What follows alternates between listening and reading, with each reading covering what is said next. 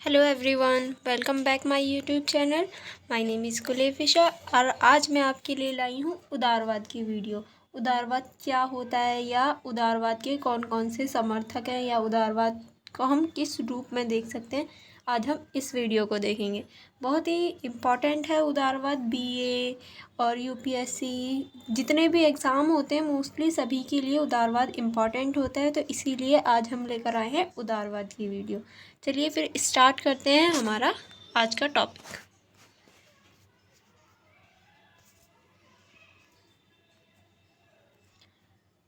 First है उदारवाद क्या होता है। क्या होता है उदारवाद, आज हम इस चीज़ को जानेंगे।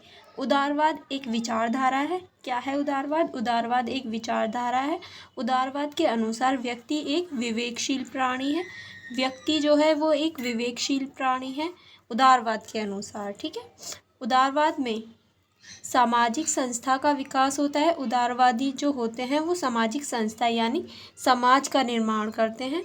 उदारवाद अपने लक्ष्य को प्राप्त करने के लिए हमेशा सहयोग की बात करते हैं। उदारवादियों का मानना है कि जब भी हमें कोई भी लक्ष्य प्राप्त करना हो, जैसे हमें पुल बनाना हो, घर बनाना हो, कुछ भी कोई भी लक्ष्य प्राप्त करना हो तो हमें सहयोग की आवश्यकता पड़ती है, एक दूसरे की साथ की आवश्यकता पड़ती है। तो उदारवादी हमेशा सहयोग की बात करते हैं।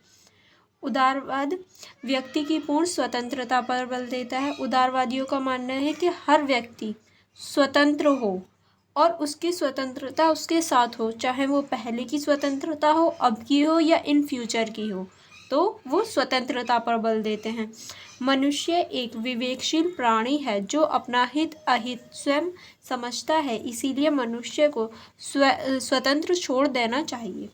उदारवादियों का मानना है कि मनुष्य जो है या व्यक्ति जो है वो विवेकशील प्राणी हैं और उन्हें अपने हित और अहित यानी सही और गलत की पहचान है। वो जानते हैं क्या सही है क्या गलत है, तो उन्हें स्वतंत्र छोड़ देना चाहिए। राज्य को उन पर पाबंदी नहीं लगानी चाहिए या सरकार को उन पर पाबंदी नहीं लगानी चाहिए, क्योंकि हर कोई व्यक्ति जो अडल्ट है, जो बड़ा है, वो समझता है क्या सही है क्या गलत है, इसीलिए सबको स्वतंत्र छोड़ देना चाहिए। ये उदारवादियों का मानना है। उदारवाद सभी व्यक्तियों को सामाजिक, राजनीतिक, आर्थिक अधिकार देने की बात करता है। यानी उदारवादियों का कहना है कि सभी व्यक्तियों के पास, चाहे वो गरीब हो अमीर हो, सभी व्यक्तियों के पास सामाजिक, राजनीतिक और आर्थिक अधिकार हों। सभी के पास आर्थिक अधिकार, राजनीतिक अधिकार और सामाजिक अधिकार हों। इस बात के ऊपर उदारवाद बल देता है। नेक्स्ट पॉइंट है, उदारवादियों का मानना है कि व्यक्तियों को राज्य से ज़्यादा शक्तिशाली होना चाहिए। उदारवादियों का मानना है कि व्यक्ति जो हैं यानी समूह जो है, जो लोग हैं, उनके पास ज़्यादा शक्ति होनी चाहिए राज्य से ज़्यादा, ताकि वो अपना व्यापार कर सकें, अपने संबंधों को या अपने लाभ की चीज़ों को ज़्यादा कर सकें। इसीलिए व्यक्तियों के पास ज़्यादा अधिकार होने चाहिए राज्य से ज़्यादा, ताकि राज्य उनके निजी मामलों में हस्तक्षेप ना कर पाए। इसीलिए व्यक्तियों के पास ज़्यादा वो होनी चाहिए पावर, ठीक है।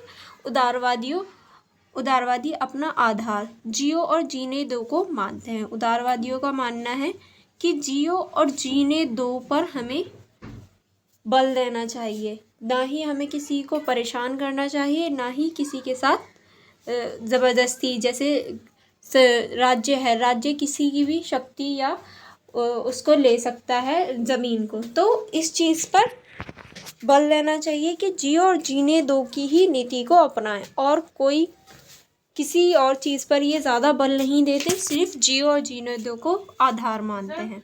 उसके बाद उदारवाद के प्रमुख विचारक हैं लॉक, रूसो, एडम स्मिथ। ये तीन जो हैं ये उदारवाद के प्रमुख विचारक हैं, ठीक है। अब देखते हैं फर्स्ट लॉक है। लॉक को उदारवाद का जनक माना जाता है, यानी लॉक हैं जिन्होंने उदारवाद का जन्म किया या उदारवाद के जनक कहलाए जाते हैं, ठीक है। लॉक को उदारवाद का जनक माना जाता है। लॉक के अनुसार ये लॉक है, ठीक है। लॉक के अनुसार 3 प्रकार के अधिकार होते हैं। पहला स्वतंत्रता का अधिकार, दूसरा संपत्ति का अधिकार, तीसरा जीवन का अधिकार। यानी लॉक ने सिर्फ 3 अधिकारों को बताया, स्वतंत्रता का अधिकार, संपत्ति का अधिकार और जीवन का अधिकार, जिसमें लॉक के अनुसार सबसे महत्वपूर्ण अधिकार जो है वो है संपत्ति का अधिकार। इनके अनुसार सबसे महत्वपूर्ण जो हमारा अधिकार है वो है संपत्ति का अधिकार। ठीक है, फिर आते हैं रूसो जन सहमति की बात करते हैं। रूसो जन सहमति की बात करते हैं। हमने पहले भी देखा कि जन समूह और जन बल पर ये लोग ज़्यादा फोकस करते हैं, ज़्यादा इम्पोर्टेंट मानते हैं। तो रूसो का कहना है कि जन समूह की बात करते हैं, यानी समूह में रहने की बात करते हैं, समूह के बल की बात करते हैं रूसो। एडम स्मिथ आते हैं अगले। एडम स्मिथ को फादर ऑफ इकोनॉमी कहा जाता है, यानी एडम स्मिथ जो हैं वो फादर हैं इकोनॉमी के माने जाते हैं, father of economy. Adam Smith मुक्त व्यापार की बात करते हैं। एडम स्मिथ जो है वो मुक्त व्यापार की बात करते हैं, जिस पे ना ही कोई भी राज्य किसी भी प्रकार का हस्तक्षेप ना करे, उस व्यापार की बात करते हैं एडम स्मिथ। और राज्य द्वारा जो टैक्स लगाया जाता है उसकी भी मनाही करते हैं एडम स्मिथ के। बाज़ारों को, लोगों को स्वतंत्र छोड़ देना चाहिए अपना पालन पोषण करने के लिए, कि वो क्या खाते हैं क्या पीते हैं, राज्य को इस चीज़ से कोई भी मतलब नहीं होना चाहिए। ठीक है, अब नेक्स्ट यहीं तक हमारी वीडियो थी, ये पूरा टॉपिक कवर हो गया। आई होप आप सभी को समझ में आया होगा।